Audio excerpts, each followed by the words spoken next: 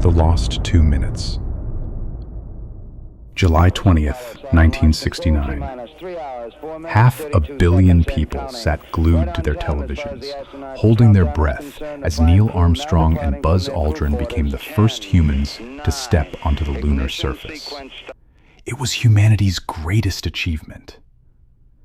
But what the public saw on their screens was a carefully managed illusion. Right in the middle of the live broadcast, the feed was suddenly cut off. For 2 agonizing minutes, the world heard nothing. NASA claimed it was a simple camera overheating. But they were lying.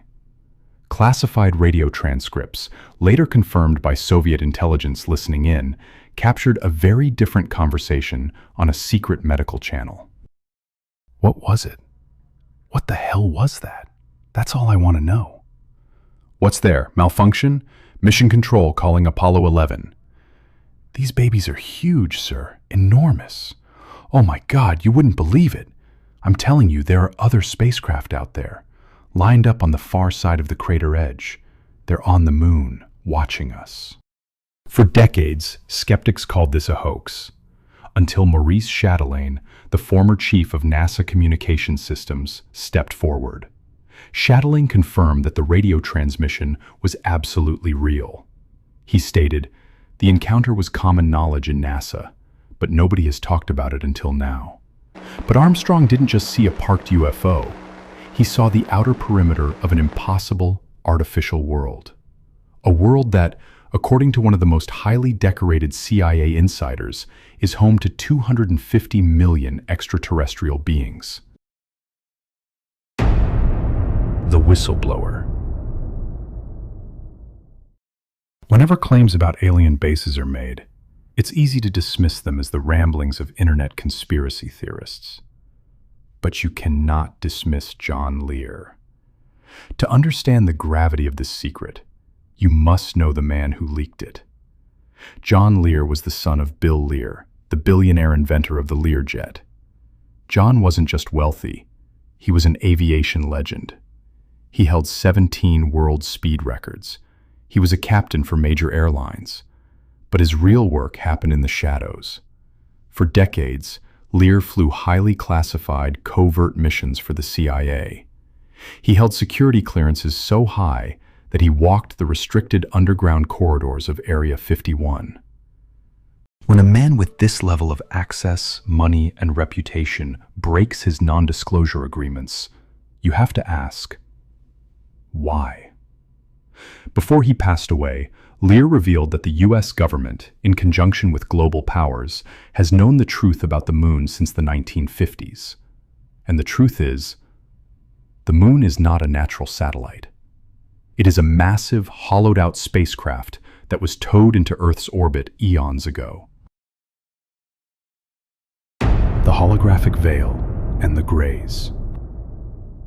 If the moon is an artificial base, why do our modern telescopes only see dust, rocks, and craters? Lear's explanation is terrifyingly brilliant. He claimed that the surface of the moon is shrouded by a highly advanced holographic projection, a cloaking technology far beyond our comprehension. What we see from Earth is literally a cosmic screensaver. Beneath that illusion lies a sprawling, highly industrialized world. Massive underground cities, climate-controlled environments, and laboratories the size of earthly countries. But who built it? Lear confidently stated that inside this hollow sphere lived 250 million citizens. He identified them primarily as the Greys, the very same highly intelligent, technologically superior alien race associated with thousands of human abduction cases on Earth. They aren't traveling light years to visit us. They've been here all along, living safely beneath the lunar crust, treating Earth like a giant biological laboratory. The Soul Processing Station. This is where Lear's testimony turns from fascinating to deeply disturbing. He claimed that the Greys are not peaceful observers. They view humanity as an agricultural crop, a resource for genetic material.